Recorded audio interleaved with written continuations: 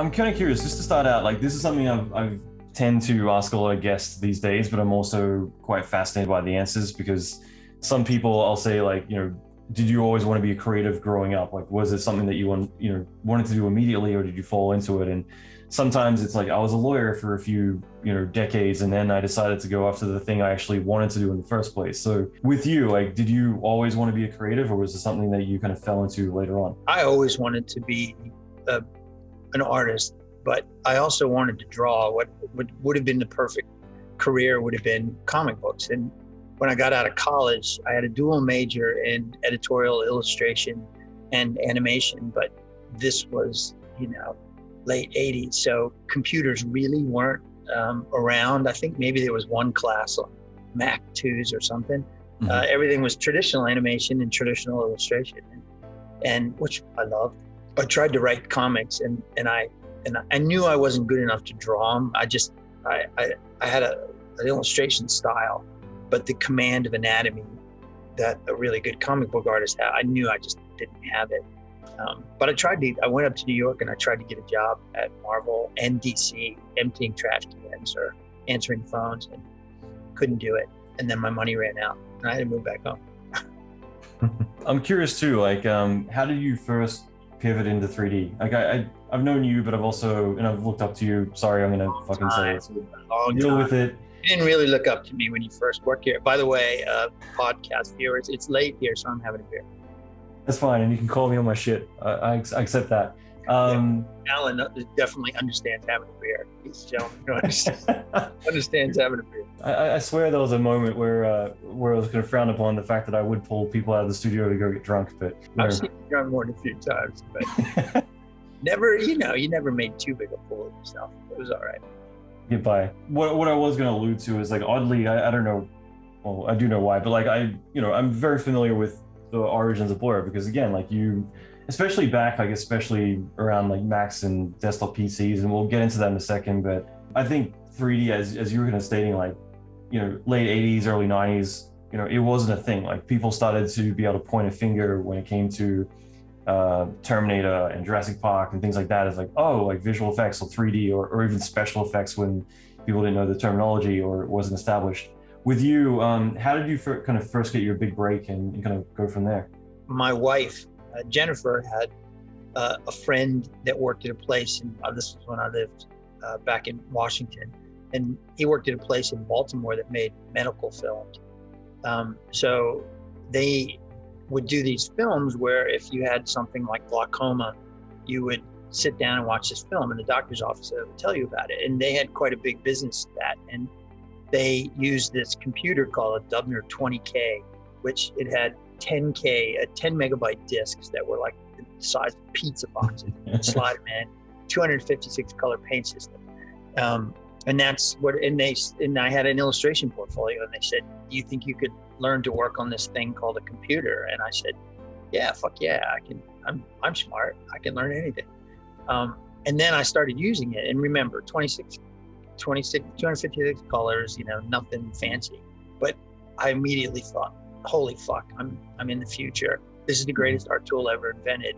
And it was amazing.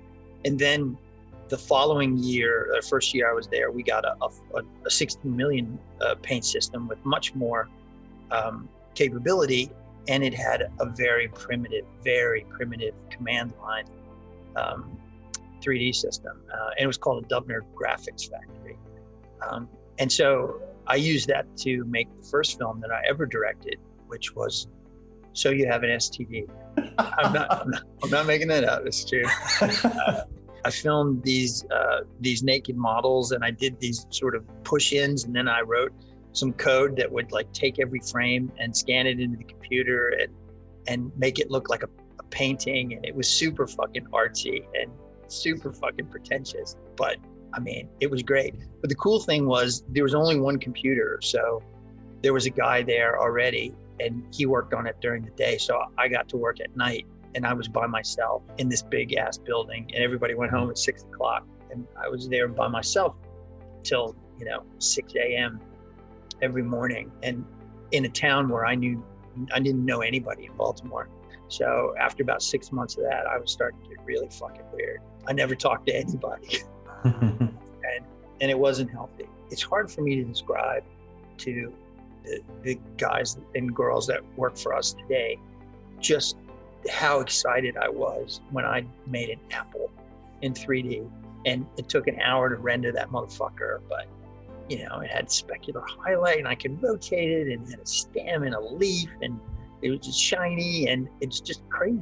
We were talking about it in one of the studio reviews, and I was looking at some characters on a Valorant piece we're doing, and the reflections are kind of painted in, and I so distinctly remember my joy at being able to do reflection maps in 3D Studio. I mean, it was just like revelatory, man. It was the greatest fucking thing ever. You're not old enough to remember all that stuff. I do. I started 3ds2 for DOS, and I was using Animator Pro. Deluxe Paint animation was like my jam. It's an 8-bit, pixel by pixel, frame by frame. Yeah, I was just thinking about it the other day, like my first 5 years after working in the industry, but like my first job at a studio, which I was 18, I think, and I was thinking like, fuck, that's 20 something years ago. It's 25 years ago I started, but like I still look back on those times as being way more fun than now in a lot of ways. And I think it was just the fact that it was a magical time of like, holy fucking shit. I still remember the .3ds files, like 50p, man, holy shit. Old City 3.3ds, like there's just all these things that still are so nostalgic to me. It might be just as magical for people today, but it really was this really unknown territory. And I was doing mostly 2D stuff on a paint box like machine. And when I came out to then I got a job in DC at a post house, and there was a Wavefront guy. Remember Wavefront, right?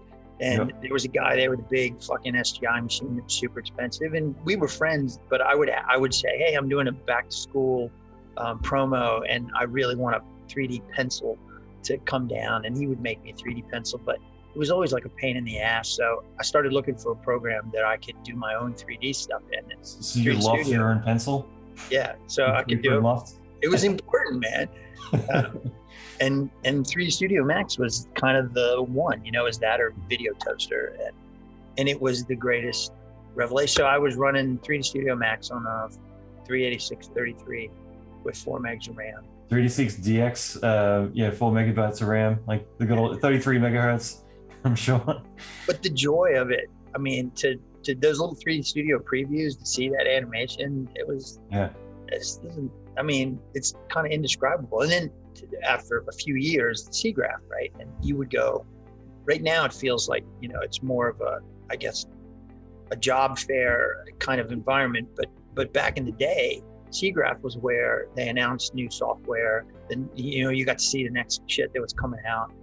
And electronic theater was like, it was like a fucking temple, where you got to see this great work that everybody else was doing. And if you looked at it now, it's dated, of course, but back then there was nothing else like it. Luxo Junior and shit like that was fucking amazing.